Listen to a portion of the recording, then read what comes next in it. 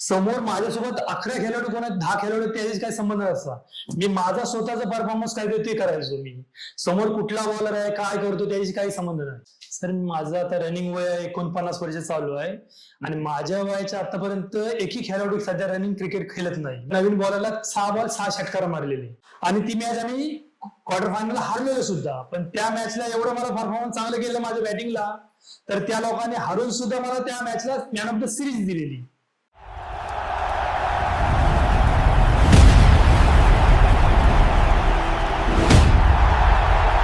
नमस्कार क्रिकेट प्रेमींनो, पुन्हा एकदा स्वागत आहे तुमचं आपल्या लाडक्या क्रिकेट कट्टा पॉडकास्ट मध्ये. तर आज आपल्यासोबत जोडले गेलेले आहेत नागोठणा विभागातील वरवटणी गावाला बिलॉंग करत असताना त्यांच्या माध्यमातून आपण पाहायला गेलो तर जवळजवळ 35 वर्ष ज्यांनी क्रिकेटची सेवा केली, वयाच्या 14व्या वर्षापासून ज्यांनी क्रिकेट खेळायला चालू केलं होतं आणि अजूनही ते आपल्याला मोठमोठ्या स्पर्धांमध्ये आपल्याला पाहायला मिळतात. त्यांचा खेळ अजूनही तेवढा चांगला त्यांच्या माध्यमातून खेळला जातो, असे द्वारकानाथ भोय आपल्यासोबत आज जोडले गेलेले आहेत. तर स्वागत आहे तुमचं द्वारकानाथ भोय सर आपल्या क्रिकेट कट्टा पॉडकास्ट मध्ये. आपण जर पाहायला गेलो तर तुम्ही 90च्या दशकापासून क्रिकेट खेळत आलाय, तर तुमची क्रिकेटची नेमकी सुरुवात कशी झाली होती आणि तुम्हाला पहिला सामना अजूनही आठवतोय का? मी पहिल्या गावात असंच अंडरम वगैरे खेळायचो, मोठ्या मुलांच्या प्रॅक्टिसला जायचो. प्रॅक्टिस झाल्यानंतर आमच्या पुऱ्या गावात लेफ्टी एकच मी होतो. तर माझा गेम आवडला, मी प्रॅक्टिस चांगली करायचो, तर त्यांनी मला आमच्या टीम मध्ये मोठ्या टीम मध्ये घेतलं आणि मोठ्या टीम मध्ये घेतल्यावर मी माझा पहिला सामना जो होता तो नागोठण्याच्या सतीमालाच्या मैदानावर पहिला मी प्रथम खेळलो टीमच्या मधून. तुमचा परफॉर्मन्स तिथे चांगला झाला होता? हा, म्हणजे परफॉर्मन्स थोडं खेळलो, 2 रन अशा वगैरे काढल्या, पण पहिल्या मॅच एवढी चांगली नव्हती गेली. तुमची सुरुवात तर नागोठणा मधून झालीच होती, तर तुम्हाला सुरुवातीच्या काळात क्रिकेट खेळत असताना कोणकोणत्या अडचणींचा सामना करावा लागला होता? प्रथम पहिले कसं व्हायचं, पहिले असं नव्हतं आपलं राहणे खाणे चांगलं नव्हतं, तर त्याच्यातूनच आपल्याला खेळायला जायला लागायचं. घरातून बोंबाबोंब खायला लागायची. पहिले लोक घरातले आई वडील आपल्याला पहिले ओरडायचे. शाळेचं हे होतं, खेळायला जायसाठी म्हणजे खूप अडचणीचा सामना करायला. आणि पहिले म्हणजे जे क्रिकेटमध्ये मी प्रथम खेळलो तर त्याच्यात माझे थोडे 1-2 मॅचेस खराब झाल्या. त्यानंतर मग टीमच्या लोकांनी मला सपोर्ट करून परत एकदा एंट्री चान्स दिली, त्यामुळे पुढे मी प्रवास चांगला झाला. नक्कीच, म्हणजे गावच्या संघाने तुमच्यावर विश्वास दाखवला की हा मुलगा नवीन, म्हणजे 1-2 जरी मॅचेस किंवा स्पर्धा जरी खराब गेल्या असल्या तरी तुम्ही चांगली कामगिरी करू शकता, आणि ते सत्यात उतरलं. हा, तुमची सुरुवात तर क्रिकेटची चांगली झाली होती, परंतु तुम्हाला खरी ओळख कधी मिळाली, अशी कोणती स्पर्धा होती? इथे जो खेळायला गेलो होतो, पाले इथे पेनची टीम आमच्या विरुद्ध खेळत होती. तर त्या पेनच्या टीम विरुद्ध मी विलास म्हणून एक बॉलर होता, तर पेनची टीम होती ती 1 नंबरच्या खाली होती, म्हणजे त्यांच्या काळात. तर ते लेदरला वगैरे ते प्लेयर सर्व खेळायचे. त्यावेळी मी त्यांच्या विरुद्ध 25-30 रन मारलेल्या काहीतरी, आणि त्यात एक असा षटकार मारलेला त्या विलास म्हणून एक बॉलरला, तर तो सरळ मारला स्टेट, एकदम स्टेट मारल्यामुळं, आणि ती मॅच आम्ही क्वार्टर फायनल हारलेलो सुद्धा. पण त्या मॅचला एवढं मला परफॉर्मन्स चांगलं केलं माझ्या बॅटिंगला, तर त्या लोकांनी हारून सुद्धा मला त्या मॅचला मॅन ऑफ द सिरीज दिलेली. पालीच्या मैदानापासून जी तुम्ही सुरुवात केली त्यानंतर तुम्हाला ऍज अ आयकॉन म्हणून बाहेर खेळण्याची संधी, असे कोणकोणते स्पॉन्सर आहेत ज्यांनी तुम्हाला खऱ्या अर्थाने संधी निर्माण करून दिली? सर प्रथम मी दत्ता पालवणकर आणि सचिन आंबेडकर यांचा मनापासून आभारी आहे, का त्यांनी मला ओपन क्रिकेट खेळायला बाहेर नेलं. ते पहिल्यांदा आम्ही दापोली इथे क्रिकेट खेळायला गेलेलो, ओपन क्रिकेट आयकॉन म्हणून, 3 जणच तिथं आमच्या रायगड मधून. तर तिथे गेल्यानंतर आम्ही तिघांनी पण चांगला परफॉर्मन्स केला आणि तिथे आम्ही फायनल पण मारली तिघांच्या जीवावर. तर तिथे मी बॅटिंग बॉलिंग, आम्ही तिघांनी पण बॅटिंग बॉलिंग चांगलीच केली एकदम. तर त्यानंतर आम्हाला त्या मॅच, त्या दापोलीच्या इथं ग्राउंडवर स्पॉन्सरचं नाव खालिद म्हणून होतं, तर त्यांनी 7 वर्ष आम्ही त्याला फायनल मारून दिली. तो डेली आम्हाला फोन करायचा, कॉल करायचा, आम्ही त्याला जाऊन तिथं मॅच जिंकून द्यायचो.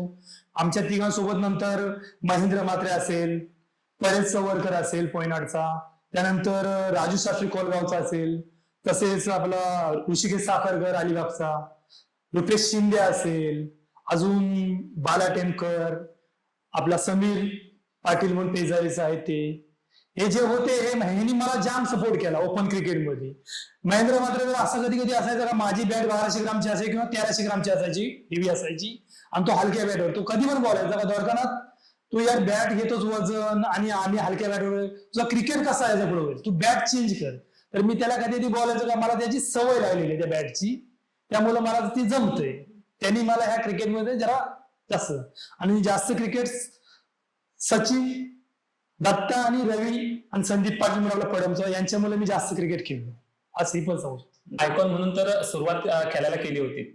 तर आपण पाहायला गेलो तर तुमच्या गावचा क्रिकेट सुद्धा चांगला होता. तर तुम्ही गावचा क्रिकेट कसं मॅनेज केलात किंवा तुम्हाला गावचा संघाकडून कसा सपोर्ट मिळाला राहिला? सर मी प्रथम यंग गोल्डन स्टार मंडळ वरवटण्याचा मनापासून आभारी आहे, कारण त्यांनी जी मला टीम मध्ये एंट्री दिली खेळायला आणि त्यांच्यामुळे आज मी एक मोठा खेळाडू झालो. तर मला गावातून माझे मामा आहेत गणपत शेठ म्हात्रे, ते पण एक उत्कृष्ट गोलंदाज होते. माझा भाऊ आहे सुधीर भोई, त्याचा पण मला बॅकअप होता. त्यानंतर एक वर्षाचा असा आम्ही खेळलो, मी, मिलिंद दांडेकर, मंगेश पाटील, विजय पाटील असे प्लेअर होते की आम्ही चौघच बॅटिंग करायचो. खालचे बॅटिंगच कोणाला काही चांगले नव्हते. तसेच माझा भाऊ एक संदीप भोय आहे. आमच्या गावातले आता नवीन पोर आहेत, जे ऋतिक माली, चेतन म्हात्रे, सुशील म्हात्रे, मनीष म्हात्रे. माझा पुतण्या आहे श्रवण भोई, सध्या तो बॅटिंग बॉलर चांगली दोन्ही करतो. माझा मुलगा आहे. यांच्या मुले मला जरा बॅकअप भेटला, मला फुल सपोर्ट भेटला. नक्कीच तुम्ही 90च्या दशकापासून क्रिकेट खेळताय, तर त्या काळामध्ये असे कोणते संघ होते ते तुम्हाला टफ, म्हणजे तुमच्या टीमसाठी टफ होते किंवा तुमच्या सोबतचे खेळाडू अजूनही आता क्रिकेटमध्ये आहेत का? सर माझं आता रनिंग वय 49 वर्ष चालू आहे आणि माझ्या वयाच्या आतापर्यंत एकही खेळाडू सध्या रनिंग क्रिकेट खेळत नाही. मी एकटाच असा आहे का सध्या चालू आहे माझं क्रिकेट. आणि त्यावेळी एक आंबेगरची टीम असेल, वेलशेज असेल, तसेच कोलेटी गाव आहे, एक नागोंड्याची टीम, ह्या चांगल्या टीम होत्या त्या काळात. तसेच एक पालीची टीम होती, शिवशक्ती पाली वगैरे. ह्या आमच्या काळामध्ये चांगल्या रनिंगला चांगल्या टीम होत्या. म्हणजे नागोंडा विभागाच्या? हा, नागोंडा आणि एक पालीच्या विभागातली ती एक टीम, त्यावेळी चांगल्या टीम असायच्या. नक्कीच. मग म्हणजे तुम्ही अजूनही 49 वय असूनही अजून खेळताय आणि तुमचा परफॉर्मन्स अजूनही चांगला होतो. सर कसं आहे, आता मी अजूनही तरुणाला लाजवेल असा माझ्याकडे बॅटिंग वगैरे करतोय. मी समोरच्या बॉलरला अजूनही 20 रन किंवा 25 रन मारतोय. माझी बॅटिंग ऑर्डर म्हणजे चालू आहे अजून. क्रिकेट क्षमता तुमच्यामध्ये आहे, कारण आपण रोहा तालुका प्रीमियर लीग मध्ये सुद्धा आपण पाहायला मिळालं होतं प्रेक्षकांना की 49 वय आणि खेळ बघितला तर 20 वर्षाचा पोराचा जसा खेळ असतो तसाच खेळ तुमच्याकडून पाहायला मिळतो आणि अजूनही तुम्ही क्रिकेट खेळू शकता. सर मला अजून 1-2 वर्ष खेळायला आवडेल, कारण माझी जेवढी फिटनेस आहे ना, आणि मी फिटनेस कडे असं लक्ष केंद्रित केलं. कारण का तुम्हाला जर चांगलं खेळायचं असेल तर स्वतःची फिटनेस सांभाळायला पाहिजे. तुम्ही अष्टपैलू खेळाडू आहात, तर अष्टपैलू खेळाडू म्हणून तुम्ही नवीन खेळाडूंना असा कोणता संदेश द्याल जेणेकरून अष्टपैलू खेळाडू अजून चांगल्या पद्धतीने क्रिकेट खेळू शकतो? सर माझा पुतण्या पण क्रिकेट खेळतो, श्रवण भोई म्हणून. माझा मुलगा गीतेश भोई म्हणून क्रिकेट खेळतो. तर मी त्यांना आता पण सांगतो, तुम्ही फिटनेसवर भर द्या. या क्रिकेट असा एक गोष्ट आहे का ती आलस करून जमत नाही. नक्कीच. आपण जेव्हा बॅटिंगला जातो तर आपला कसं खेळायचं ते आपण आपला परफॉर्मन्स दाखवायचं असतं.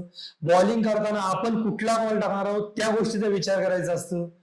आपण जर नुसतं समोरचा काय सांगतोय ते ऐकलं नाही आणि आपण वेगळंच करत गेलो तर त्या खेळाडूवर आणि आपल्या सामन्यावर तो परिणाम होतो. तर माझून ब्रॉडकास्टच्या हिशोबाने मी एवढा बोलू शकतो की नवीन खेळाडूंना पण की आपल्या फिटनेसवर लक्ष केंद्रित करा, आपण बॅटिंगवर लक्ष केंद्रित करा. तसंच गोलंदाजी कशी टाकतोय, समोरचा जो सांगतो तो आपल्या चांगल्यासाठी सांगतो त्याच्यावर जास्त लक्ष केंद्रित करा. कारण ज्यावेळेला आपला समोरचा सांगतो तो आपल्या भल्यासाठी सांगत असतो. नक्कीच. आताच्या नवीन पोरांचा प्रॉब्लेम असा होतो की ते कोणाचं ऐकायला मागत नाहीत. सर कसं असतं, आता आम्ही जेव्हा क्रिकेट खेळायचो त्यावेळेला युट्यूब वगैरे नव्हतं, रील बनवायला आम्हाला कोण टाकायला नसायचा. आताच्या मुलांचं कसं होतंय का एक बॉल टाकला किंवा एक विकेट काढला किंवा एका षटकार मारतो लगेच 1 मिनिटात रील बनतो तर टाकली जातो. नक्कीच. असं त्याला वाटतं की आपण फेमस. आणि तसलं आमच्या काली नव्हतं ते काय. नक्कीच. जर त्या काली आपण पाहायला गेलो तर युट्यूब किंवा इन्स्टा असतं तर आज तुम्ही खूप मोठ्या म्हणजे स्पर्धेमध्ये आपल्याला पाहायला मिळालं असतं प्रेक्षकांना. सर तुम्हाला असा कोणता सामना आठवतोय का की जो तुम्ही आयुष्यभर विसरू शकत नाही? सर मी एकदा वेल्शेजच्या मैदानावर क्रिकेट खेळत होतो. तर तिथं आंबेरची अपोजिट टीम होती, त्यांनी टॉस जिंकून आम्हाला बॅटिंग दिलेली. तर त्या बॅटिंग दिल्यानंतर मी तिसऱ्या ओव्हरला, पहिल्या 2 ओव्हरला स्कोर नव्हता आमचा, पण मी तिसऱ्या ओव्हरला त्या पोराला नवीन बॉलर होता, त्या नवीन बॉलरला 6 बॉल 6 षटकार मारलेले. तर ती मॅच खेळलो आणि आम्ही जिंकलो. पण ती अशी मॅच जिंकल्यानंतर त्या 6 बॉल 6 षटकार मारल्यानंतर माझा एवढं नाव झाला का आजही लोक तो कॉमेंटेटर तो किस्सा अजूनही सांगतात. म्हणजे नक्कीच 6 चेंडूमध्ये 6 षटकार मारणं ही खायची गोष्ट नाही आणि त्या काळात तुम्ही ते मारून दाखवलं. ते 1998-99च्या 98-99 म्हणजे 90च्या दशकामध्ये हे सर्व तुमचे सामने आपल्याला पाहायला मिळतात. तुम्ही मैदानामध्ये स्पर्धेमध्ये उतरत असताना तुमचा आत्मविश्वास कसा असतो नक्की? सर मी जेव्हा क्रिकेट खेळायला सुरुवात केली किंवा मी खेळायला उतरतो त्यावेळेला माझं एवढंच असायचं की समोर माझ्यासोबत 11 खेळाडू कोण आहेत 10 खेळाडू त्याच्याशी काही संबंध नसता. मी माझा स्वतःचा परफॉर्मन्स काय ते करायचो. मी समोर कुठला बॉलर आहे काय करतो त्याच्याशी काही संबंध नाही. नक्कीच, म्हणजे आत्मविश्वास महत्वाचा आहे. तुमचा स्वतःला विश्वास आहे की मी स्वतः करू शकतो. गोलंदाजी असेल फलंदाजी असेल, समोर किती मोठा फलंदाज आहे किंवा गोलंदाज आहे याचं काही घेणं देणं नसतं. माझी संघ कसा जिंकेल आज तुमचा एक विश्वास असतो तुम्हाला. मी जेव्हा मैदानात उतरायचो ना आम्ही जेव्हा ओपन क्रिकेट खेळायचो 11 जण असतात ते समोरचे 10 ऐकून काय त्याशी संबंध काय नाही. मी माझा स्वतःचा काय परफॉर्मन्स देऊन माझी टीम कशी जिंकतोय याच्यावर जास्त लक्ष म्हणजे केंद्रित तुम्ही तुमचा 100% देण्याचा नेहमी प्रयत्न करता. नक्कीच सर, तुम्ही 14व्या वर्षापासून क्रिकेट खेळताय. जवळजवळ आता 35 वर्ष तुमच्या क्रिकेट कारकिर्दीला झाली. तर या 35 वर्षाच्या क्रिकेट कारकिर्दीमध्ये तुमच्या फॅमिलीचा सपोर्ट तुम्हाला कसा राहिलाय? सर पहिलं जेव्हा मी शाळेतून क्रिकेट चालू केलं तर त्यावेळेला माझी आई वडील मला म्हणजे ओरडायचे का शिकायचे सोडून तू क्रिकेटच्या मागे लागलास तर. आणि 2002 नंतर माझं लग्न आलं आणि मिसेस काय बिचारी ती माझी कधी ह्या गोष्टीवर बोललीच नाही. तिच्या सपोर्ट मुळेच मी आज एवढा खेळत राहिलो. नक्कीच फॅमिली सपोर्ट तर लागतोच, त्याच्यामुळेच तुमची एवढी क्रिकेट कारकीर्द मोठी राहिली. ऍज अ आयकॉन म्हणून तुम्ही खेळत असताना असे कोणते खेळाडू आहेत जे तुमच्या नंतर म्हणजे आपल्या क्रिकेट या पटलावरती आले परंतु आज त्या मोठ्या स्पर्धेमध्ये आपल्याला पाहायला मिळतात? असे कोणते खेळाडू तुम्हाला आठवत आहेत? सर 3 खेळाडू आतापर्यंत. एक त्याच्यातला योगेश पेनकर, माझ्यासोबत आम्ही दापोलीला वगैरे जे खेळलो त्यावेळेला तो माझ्यासोबत ओपनिंग सुद्धा करायचा. त्यानंतर योगेश पवार, संजय सोलंकी, त्याला एक खूप बोलतात. हे 3 प्लेअर माझ्यासोबत आता खेळले आणि त्यांचा परफॉर्मन्स चांगला आला. त्या वरच्या टेजला खेळतात चांगले. नक्कीच त्यांची मेहनत तेवढी होती किंबहुना त्यांना प्लॅटफॉर्म चांगले मिळत गेले. त्याच्यानंतर आपण बघितलं तर युट्यूब आला, इन्स्टा आला, त्याच्यानंतर त्यांना ती फेम मिळाली आणि ते आज आपल्याला ISPL सारख्या मोठ्या स्पर्धांमध्ये सुद्धा पाहायला मिळतात. सर आपण पाहायला गेलो तर 90च्या दशकापासून तुम्ही क्रिकेट खेळताय, तर त्या काळातील क्रिकेट आणि ह्या आताच्या काळातील क्रिकेट ह्यामध्ये तुम्हाला काय फरक जाणवतोय? सर त्या खाली जेव्हा मी क्रिकेट चालू केलं त्यावेळेला बाय चान्स म्हणजे आम्हाला एखादी बॅट भेटायची नाहीतर बॉल भेटायचा. आताच कसं झालं सर, नवीन मुलांना एका टीम मध्ये 11 बॅटी 12 बॅटी बॉल असतात आणि त्यावेळेला कसं म्हणजे ट्रॉफ्या छोट्या असायच्या, आता मोठ्या ट्रॉफ्या भेटल्यात. परंतु ट्रॉफ्यांमध्ये पण फरक जाणवतोय. पूर्ण आपण जर पाहायला गेलो तर त्या काळच्या ट्रॉफ्या ओरिजिनल पितळेच्या आपल्याला मिळायच्या, परंतु आताच्या फायबर प्लास्टिक मध्ये वगैरे मिळतात. तर ह्याबद्दल काय म्हणणं आहे तुमचं?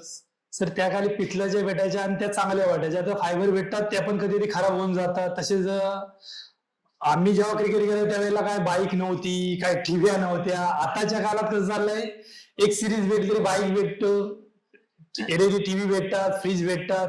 आता मला 2024ला 10वी चषक मध्ये उत्कृष्ट फलंदाज भेटला, पण तेव्हा मला सायकल भेटलेली. नक्कीच, म्हणजे त्या काळात जर बाईक वगैरे किंवा अशा मोठमोठ्या वैयक्तिक पारितोषिक असतात ते तुम्ही नक्कीच ते मिळवण्याचा प्रयत्न केला असतात, कारण त्या काळात तर तुम्हाला फक्त ट्रॉफ्यांवरच समाधान मानावं लागत होता.